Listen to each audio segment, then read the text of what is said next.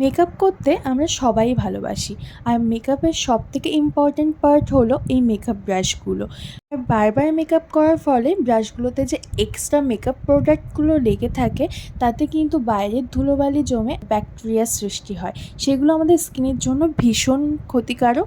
সেই জন্য মাঝে মাঝেই কিন্তু আমাদের ব্রাশগুলো ক্লিন করাটা ভীষণ প্রয়োজন। তো দুইভাবে ক্লিন করা যায়, একটা ইনস্ট্যান্ট ক্লিন, এরকম ব্রাশ ক্লিনজার পাওয়া যায় বিভিন্ন ব্র্যান্ডের, সেগুলো তোমরা ইউজ করে কিন্তু 2-3 সেকেন্ডের মধ্যেই ব্রাশগুলো ক্লিন করে ফেলতে পারো।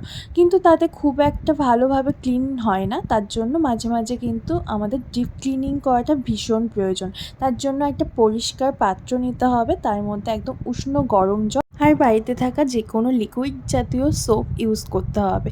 আমি এখানে ডেটলের হ্যান্ড ওয়াশ ইউজ করেছি, তারপর সেগুলোকে ভালোভাবে ব্রাশের সাহায্যে মিক্স করে নিয়েছি।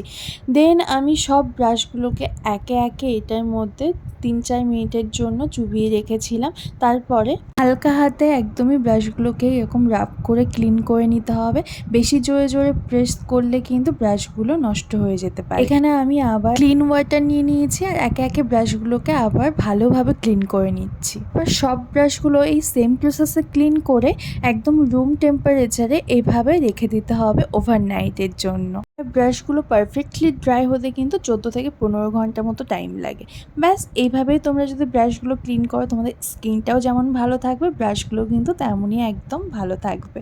তো ভিডিওটা কেমন লাগলো জানিও, ভালো লাগলে অবশ্যই লাইক, কমেন্ট এবং শেয়ার করে দিও। দেখা হচ্ছে নেক্সট কোনো ভিডিওতে। টাটা।